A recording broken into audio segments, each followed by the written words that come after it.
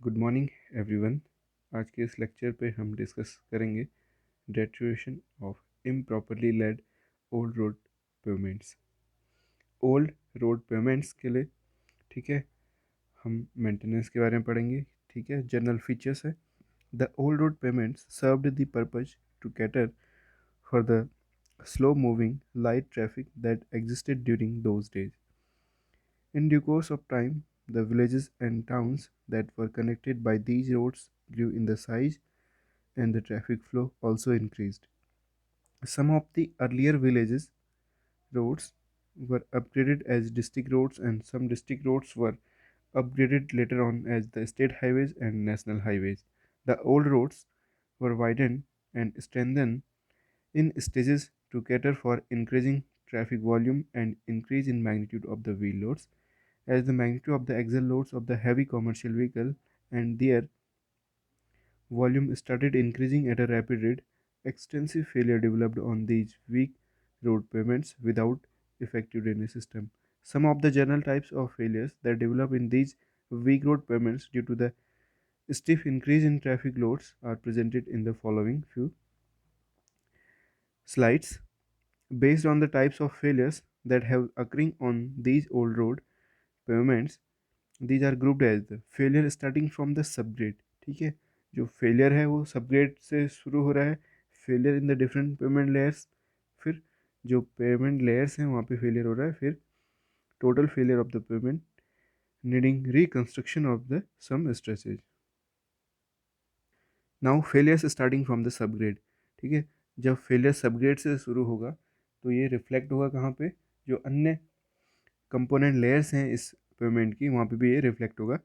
If the magnitude of applied load of the payment is not high, तो अगर जो applied load है payment पे वो अगर हाई नहीं है, the stress on the subgrade also will less. ठीक है, तो जो स्ट्रेसेस होगा पेमेंट्स पे वो क्या होगा, कंपैरेटिवली कम होगा। Therefore, the deformation due to the applied load would be fully recoverable when the load is released। और जब लोड हम रिमूव कर देंगे तो जो डिफॉर्मेशन हुआ है वो क्या हो जाएगा, रिकवरेबल होगा। This type of recoverable deformation is called the elastic deformation. इस तरीके डिफॉर्मेशन जो कि हम रिगेन कर लेते हैं आफ्टर रिलीजिंग द लोड, इसको इलास्टिक डिफॉर्मेशन कहते हैं। In a well design and constructed flexible pavement, this type of elastic deformation is expected to take place due to the repeated application of the design wheel loads। ठीक है, तो design wheel loads के repeated action की वजह से ठीक है इस तरीके क्या होता है, फ्लेक्सिबल पेमेंट्स में इलास्टिक डिफॉर्मेशन ऑब्जर्व किया जाता है। ठीक है, और बाद में वो लोड के रिमूव होते ही क्या होता है, रिगेन कर लेते हैं। परमानेंट वहाँ पे डिफॉर्मेशन सेटअप नहीं होता है। If the compaction of the subgrade soil is not adequate with reference to the vertical pressure transmitted on the subgrade due to the applied load, part of the deformation may be permanent or non-recoverable। अगर soil subgrade को properly compact या adequately compact नहीं किया गया है तो जो उस पर लोड आ रहा है उस लोड की वजह से सबग्रेड पे परमानेंट डिफॉर्मेशन हो सकता है, and the remaining part of the deformation में भी इलास्टिक और रिकवरेबल। ठीक है, कुछ पोर्शन क्या होगा, नॉन रिकवरेबल होगा, कुछ इलास्टिक डिफॉर्मेशन होगा जो कि रिकवरेबल है।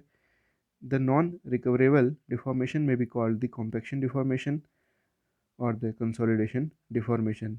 जो नॉन रिकवरेबल डिफॉर्मेशन है उसको हम कॉम्पैक्शन डिफॉर्मेशन या फिर कंसोलिडेशन डिफॉर्मेशन कहते हैं। If the applied load is very heavy, very high stress is developed in the subgrade soil with respect to the strength, resulting in shear failure in the form of plastic flow। This type of deformation is called plastic deformation and it is not even partly recoverable। अगर applied load बहुत ज़्यादा है, heavy magnitude है उसका, तो जो stresses developed होंगे वो भी क्या होंगे, हाई होंगे in the subgrade soil with respect to the strength, resulting in the shear failure in the form of plastic flow। This type of deformation is called the plastic deformation and it is not even partly recoverable. ठीक है, यहाँ पे partly recoverable भी नहीं होता है। Such types of failure में occur in clay soils with high water content when it is highly stressed. तो यहाँ पे तीनों फेलियर्स मेंशन हैं। ठीक है, तो पहला इलास्टिक डिफॉर्मेशन, दूसरा कंसोलिडेशन डिफॉर्मेशन और तीसरा प्लास्टिक डिफॉर्मेशन। तो इलास्टिक डिफॉर्मेशन में क्या होता है, जब लोड रिमूव हो जाए तो ये रिकवरेबल होता है। कंसोलिडेशन डिफॉर्मेशन में क्या होता है, ये नॉन रिकवरेबल रहता है, ठीक है। या इसको हम कॉम्पैक्शन डिफॉर्मेशन या नॉन रिकवरेबल डिफॉर्मेशन कहते हैं। और जो प्लास्टिक डिफॉर्मेशन है क्या, परमानेंट डिफॉर्मेशन है, यहाँ पे फ्लो हो जाता है, ठीक है। मटेरियल का क्या होता है, फ्लो होता है। तो आइए डिस्कस करते हैं। बिफोर द लोडिंग, लोडिंग से पहले जो सॉइल सबग्रेड है वो यहाँ पे एक स्ट्रेट लाइन से मेंशन है और in horizontal plane. After the loading, loading पे क्या हो रहा है, जो पेवमेंट है, सबग्रेड है, या जो कंपोनेंट लेयर्स हैं उन पे स्ट्रेसेस आया वो क्या होंगे, कॉम्पैक्ट होंगे। कॉम्पैक्ट होने पे कुछ डिफॉर्मेशन मेंशन है तीनों में। नाउ अनलोडिंग करने पे जो हमारा इलास्टिक डिफॉर्मेशन है होती है फुली रिकवर हो गया, और जो पेवमेंट है, ठीक है, ये जो सबग्रेड है या जो पेवमेंट है ये रिकवर कर लिया इसने अपने आप को, यहाँ पे डिफॉर्मेशन नहीं है। जो कंसोलिडेशन या फिर कॉम्पैक्शन डिफॉर्मेशन है यहाँ पे कुछ ना कुछ, ठीक है, नॉन रिकवरेबल डिफॉर्मेशन सेटअप हो गया, ठीक है, this is non recoverable deformation. और जो प्लास्टिक डिफॉर्मेशन है यहाँ पे क्या हो रहा है, फ्लो होना शुरू हो जाता है, ठीक है, प्लास्टिक फ्लो होता है, ठीक है। ऐसे मटेरियल क्या हो गया, इधर उधर डिस्प्लेस हो जाता है, ठीक है। तो यहाँ पे क्या है, परमानेंट डिफॉर्मेशन है, ये रिकवरेबल नहीं होता है।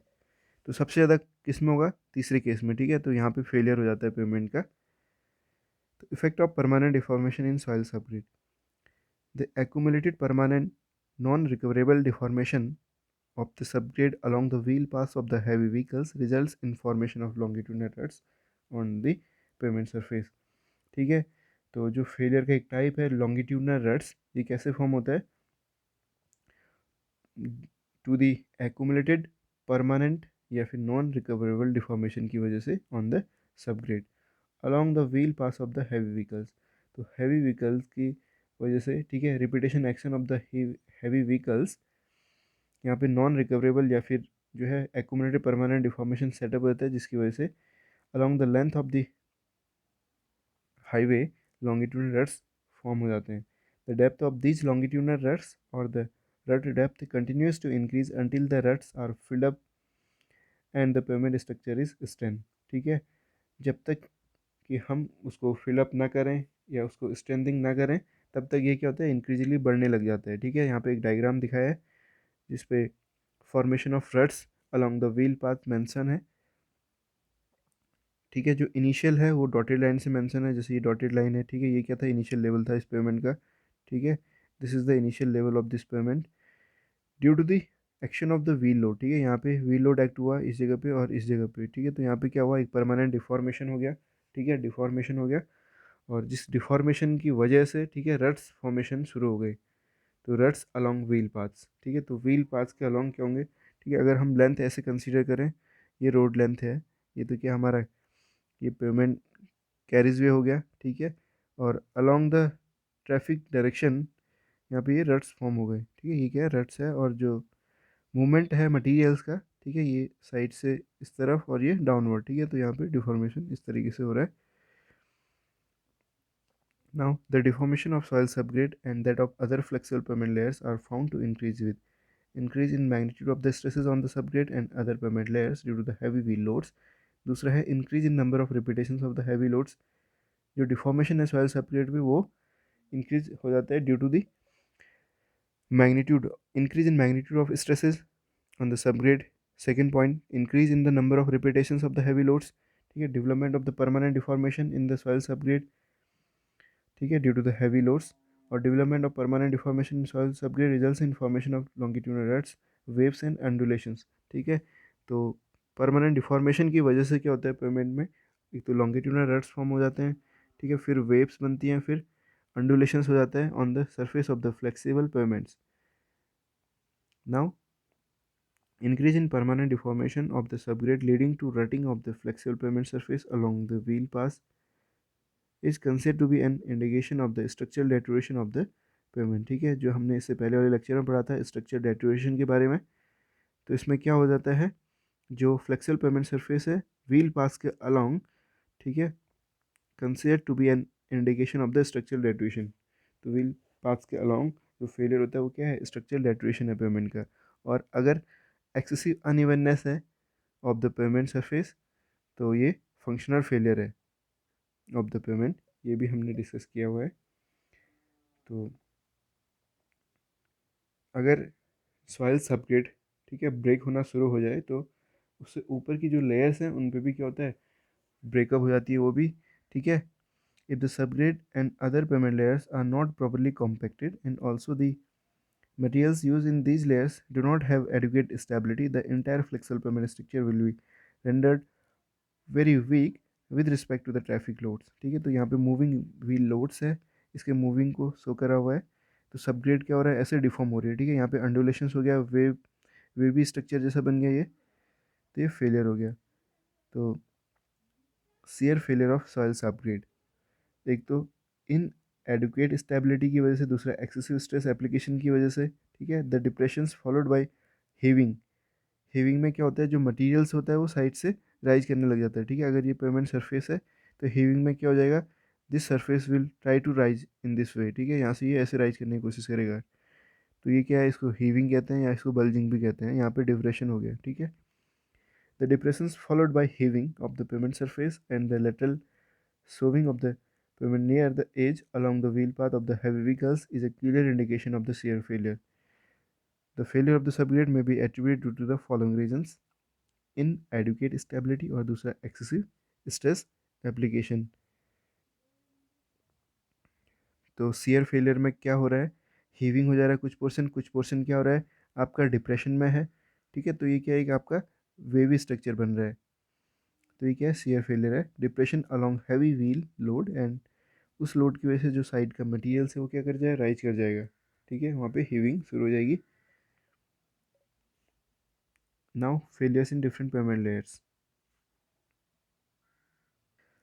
Now failures in different payment layers, the localized settlement or failure in any one component layer of the flexible payment structure such as subgrade या subbase या base course या surface course will result in deformation, distress or failure of the flexible payment surface। Therefore, to maintain the stability of the payment structure as a whole, each layer should be stable within itself. This can be ensured by properly designing and constructing each payment layer starting from the subgrade। The materials to be used as well as the thickness of different payment layers are to be carefully designed, taking into account the expected traffic loads, climatic and the environmental factors।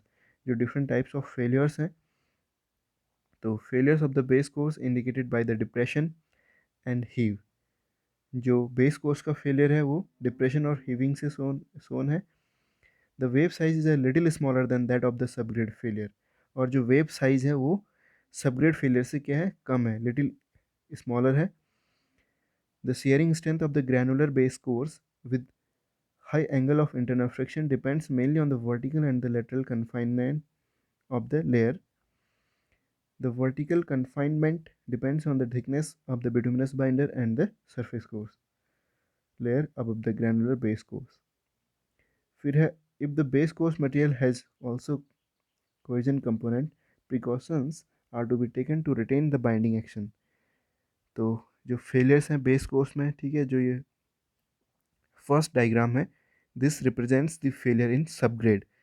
तो subgrade में जब failure होगा तो यहाँ पे क्या होगा, large deformations होगा, ठीक है, हीविंग भी होगी, और जो अंडुलेशंस है वो क्या होगा, ज़्यादा होगा, ठीक है। तो large size depression and the heave, जो डिप्रेशन का साइज है और जो हीविंग का साइज है वो क्या होगा, लार्ज होगा, ठीक है। और सब बेस है दूसरा, ठीक है, और तीसरा सब बेस कोर्स, बेस कोर्स, सब बेस कोर्स और सब ग्रेड, ठीक है। तो ये क्या है, सब ग्रेड फेलियर है। सब ग्रेड फेलियर में जो आपका साइज है डिप्रेशंस का, हीविंग का, ठीक है, और डिफॉर्मेशंस का, वो क्या होगा, ज़्यादा होगा, ये ज़्यादा डिफॉर्म होगा। Now the soil subgrade, soil subgrade failure in the base course, हमारा सबग्रेड फेल नहीं हुआ है, अब क्या हुआ, सब बेस कोर्स फेल हुआ। तो उस टाइम पे जो साइज होगा डिप्रेशंस का, ठीक है, हीविंग का, वो क्या होगा, मीडियम होगा। तो medium size depression and heave due to the load P, जो डिप्रेशंस हो रहा है या डिफॉर्मेशन हो रहा है, क्या है, कम है, ठीक है। और जो मटेरियल्स है वो कैसे हीव कर रहा है, इस स्ट्रक्चर पे साइड से ऐसे हीव करेगा, ठीक है। यहाँ पे डिप्रेश होगा, जैसे ये बेस कोर्स ऐसे फॉर्म हुआ, ये वेवी जैसा बन गया, ये डिप्रेशन हो गया, ठीक है। डिप्रेशन क्या होगा, सबग्रेड से कम होगा, लेकिन जो हमारा बेस कोर्स है उससे ज़्यादा होगा। Now failure in base course हो गया। Now failure in the wearing course, wearing,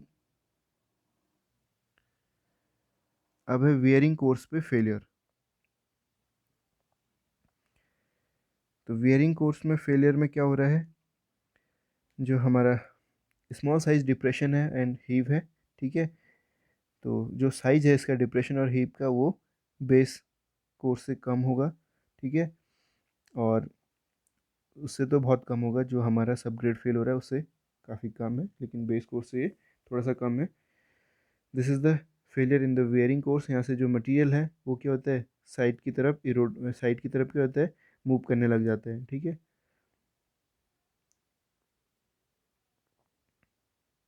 one Mohr failure in the component layer. तो अगर जैसे किसी जगह पे टेम्परेचर क्या होता है, फॉल करता हो, ठीक है, और वहाँ पे मॉइस्चर कंटेंट ज़्यादा हो, तो इस जगह पे क्या हो सकता है, फ्रॉस्ट हीविंग हो सकती है, ठीक है, जो हमारा मॉइस्चर कंटेंट है, ठीक है।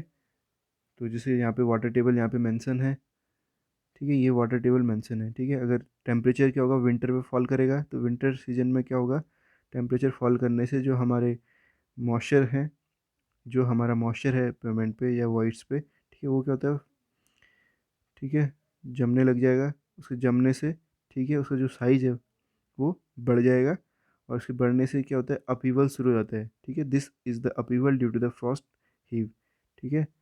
अपहीवल में क्या होता है, पेमेंट कुछ इस तरीके से राइज उठ जाएगा और बीच में क्रैक वगैरह पड़ जाएंगे। तो ये भी क्या है, एक फेलियर पैटर्न है। Now total failure of the pavement needing reconstruction. अगर पेमेंट टोटली फेल हो गया, ठीक है, subgrade fail, subbase fail, base course, wearing course, ठीक है, ये सारे कोर्सेज फेल हो गए, तो we need to reconstruct the pavement. तब हमें दोबारा से पेमेंट को कंस्ट्रक्ट करना होता है। अगर इनमें से कोई एक फेलियर है, जैसे अगर वेयरिंग कोर्स पे फेल है, ठीक है, तो वेयरिंग कोर्स हम ऊपर से प्रोवाइड कर सकते हैं, ठीक है, या फिर जो पॉट्स बने हुए हैं उनको क्या कर सकते हैं, एरिया आइडेंटिफाइड करके, ठीक है, उनको कट करके उस पर पॉट होल्स, ठीक है, कि पैचिंग करी जा सकती है, उसको फिलअप करा जा सकता है। अगर पूरा फेल हो जाए तो we need to reconstruct the pavement. This is the end of the video, thank you.